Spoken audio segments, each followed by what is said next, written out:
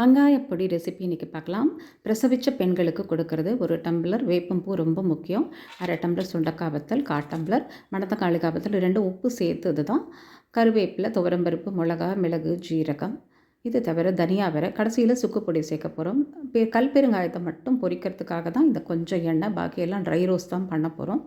இந்த மாதிரி பண்ணி நம்ம ஒரு மண்டலம் அந்த பொடியை சாப்பிட்றதுனால பிரசவித்த பெண்கள் பின்னாடி வர பிரச்சனைகள் எல்லாமே தீர்க்கலாம். இடுப்பு வலி, கை வலி, கால் வலிலாம் எதுவுமே இருக்காது. நல்ல ஜீரண சக்தியை கொடுக்கும். கெட்ட கழிவுகள் வெளியேறும். மலச்சிக்கல் இருக்காது. குழந்தைக்கு வயிற்றுக்கு ஒன்றுமே பண்ணாது. நம்ம இந்த மாதிரி சாப்பிட்டுட்டு நம்ம மற்றதை சாப்பிட்றதுனால கடைசியில் இந்த சுக்கு பொடியும் உப்பும் சேர்த்து திரித்து வச்சு ஒரு டப்பாவில் எடுத்து வச்சுக்கோங்க. சுட சுட சாதத்தில் முதல்ல சாப்பிட்ற ஒரு கவளம் இந்த பொடியாக தான் இருக்கணும். ஒரே ஒரு ஸ்பூன் போட்டு நெய்யோ நல்லெண்ணெயோ விட்டு பிசைஞ்சிட்டு ஒரு வாய் சாப்பிட்ட பிறகு நீங்கள் மருந்து குழம்பு, திப்பிலி ரசம், தயிர் அது மாதிரிலாம் சாப்பிட்டுக்கலாம்.